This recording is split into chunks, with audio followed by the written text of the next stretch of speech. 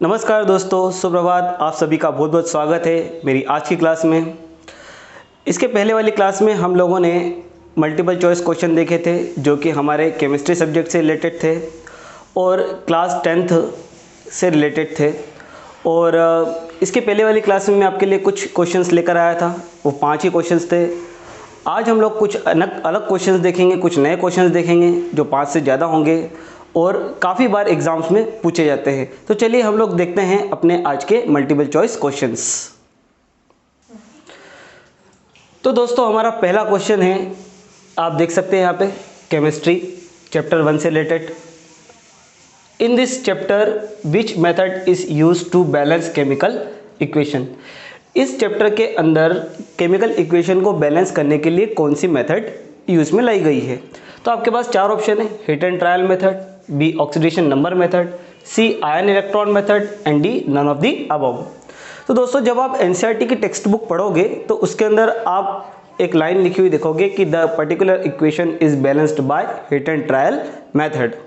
तो हम class 10th के अंदर हिट एंड ट्रायल मेथड के बारे में पढ़ते हैं जिसके थ्रू इक्वेशन बैलेंस होती है। ऑक्सीडेशन नंबर मेथड और आयन इलेक्ट्रॉन मेथड हम हायर क्लासेस में पढ़ते हैं। तो इसका हमारा आंसर होगा हिट एंड ट्रायल मेथड। आप इसी पे टिक लगाइएगा। सेकंड क्वेश्चन जो है हमारा, which is the correct representation for combination reaction. अब ये कॉम्बिनेशन रिएक्शन क्या है, ठीक। तो कॉम्बिनेशन रिएक्शन के बारे में मैं आपको बता देना चाहता हूं कि कॉम्बिनेशन रिएक्शन का मतलब होती है ऐसी रिएक्शन जिसमें 2 या 2 से ज़्यादा कंपाउंड जो रहते हैं वो आपस में रिएक्ट करते हैं और रिएक्ट करने के बाद एक सिंगल प्रोडक्ट का फॉर्मेशन करते हैं। तो दोस्तों आपको इनमें से बताना है कि कौन सा करेक्ट रिप्रेजेंटेशन है कॉम्बिनेशन रिएक्शन के लिए। तो देखिए हमारे पास ऑप्शन है, ए वाला A gives us B plus C, B A plus B gives us C, C A plus B gives C plus D और D none of the above. ठीक है, तो आप लोग को पता है जैसे कि जो एरो होता है उसके लेफ्ट हैंड साइड रिएक्टेंट्स को लिखा जाता है और एरो के राइट हैंड साइड प्रोडक्ट को लिखा जाता है। और पर्टिकुलर डेफिनेशन के अकॉर्डिंग 2 या 2 से ज़्यादा रिएक्टेंट मिलकर एक सिंगल प्रोडक्ट बनाते हैं तो कॉम्बिनेशन रिएक्शन के अंदर आएगा। तो दोस्तों इनमें से आपका आंसर होना चाहिए B, A plus B gives C. Okay, ये आपका सेकंड क्वेश्चन का आंसर है। चलिए अगले क्वेश्चन की तरफ बढ़ते हैं। Question number 3, what is the commercial name of calcium oxide. Calcium oxide का कमर्शियल नेम क्या होता है, कई बार पूछा जाता है। आपके पास ऑप्शन से A quick lime, B slag lime, C lime stone and D lime water. तो दोस्तों याद रखिएगा कि कैल्शियम ऑक्साइड का अनदर नेम या कमर्शियल नेम होता है क्विक लाइम। क्या होता है, क्विक लाइम। क्लियर। जब भी आपको लाइम वाटर बनाना है या स्लेग लाइम बनाना है तो उसके लिए आप क्या करते हो, कैल्शियम ऑक्साइड की वाटर से रिएक्शन करवाते हो जिसके बाद हमारे पास स्लेग लाइम या लाइम वाटर का फॉर्मेशन होता है। ठीक है, अब अगला क्वेश्चन जो है वो है which one is the correct formula of slag lime. तो देखिए, A calcium oxide, B calcium carbonate, C calcium hydroxide and D calcium sulphate.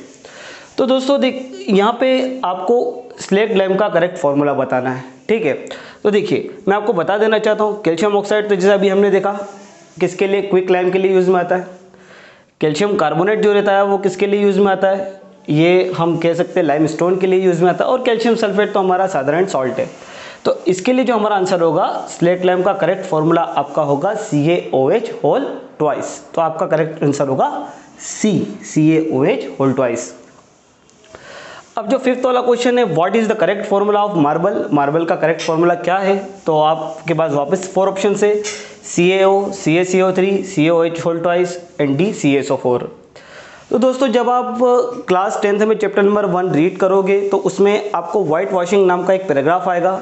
उस वाइट वॉशिंग नाम के पैराग्राफ में आप लोग सबसे नीचे जब देखोगे तो वहाँ पे लिखा रहेगा कि marble, the formula of marble is calcium carbonate CaCO3।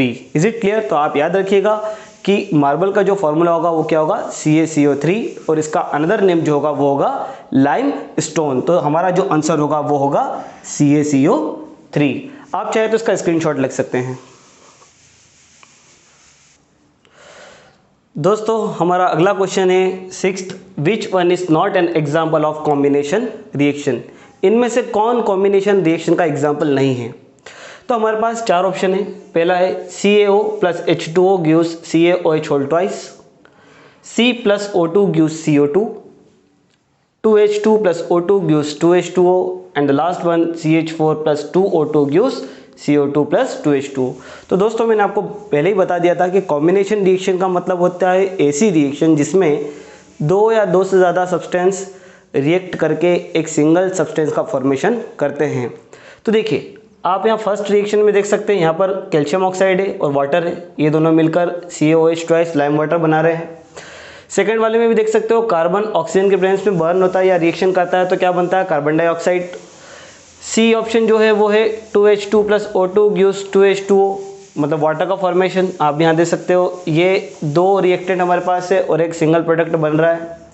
और लास्ट में आप देख सकते हो कि यहाँ पर दो रिएक्टेंट है, पर दो रिएक्टेंट के बाद यहाँ पर दो प्रोडक्ट्स बन रहे हैं। तो दोस्तों आपका जो सही आंसर होगा वो सही आंसर होगा डी, CH4 रिएक्ट करेगा ऑक्सीजन से तो क्या बनेगा, CO2 प्लस 2H2O। ठीक है, so it is your correct answer.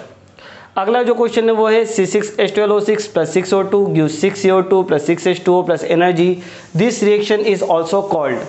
तो हमारे पास ऑप्शन है 4, A photosynthesis, B respiration, C transpiration and D transportation. Okay, तो दोस्तों ये जो रिएक्शन इसके बारे में आपने कई बार छोटी क्लासेस में ही पढ़ा होगा। छोटी क्लासेस में आप देख सकते हो ठीक कि जब ग्लूकोज बर्न होता है ऑक्सीजन के प्रेजेंस में तो क्या बनाता है, कार्बन डाइऑक्साइड और वाटर, और साथ में बहुत सारी एनर्जी निकलती है।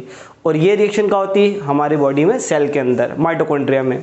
तो दोस्तों ये जो आपका आंसर है, ठीक है, ये एग्जाम्पल है कौन सी रिएक्शन का, रेस्पिरेशन का। ठीक, फोटोसिंथेसिस इसके जस्ट इक्वल अपोजिट होती है। ठीक है, उसमें कार्बन डाइऑक्साइड और वाटर से ग्लूकोज बनता है। ट्रांसपिरेशन जो रहती है वो आप देख सकते हो वेपराइजेशन ऑफ वाटर को कहते हैं। और लास्ट जो है ट्रांसपोर्टेशन, ऐसी कोई रिएक्शन होती ही नहीं है। अगला जो है eight white washing is related to which phenomenon. तो वाइट वॉशिंग कौन से फिनोमिनॉन से रिलेटेड है, तो देखिए A formation of layer of oxide, B formation of layer of carbon dioxide, C formation of layer of sulphide and D none of the above. तो दोस्तों एक बात है याद रखना, वाइट वॉशिंग में क्या होता है कि जो आपके पास कैल्शियम हाइड्रोक्साइड या लाइम वाटर होता है, उस लाइम वाटर को आप वॉल पर अप्लाई करते हो। ठीक है, वॉल पर अप्लाई होने के बाद जैसे ही कार्बन डाइऑक्साइड उसके टच में आती है तो कार्बन डाइऑक्साइड की लेयर का फॉर्मेशन होता है। तो दोस्तों आपका जो सही आंसर है यहाँ पर, white washing is related to formation of a layer of carbon dioxide, ये आपका सही आंसर होगा।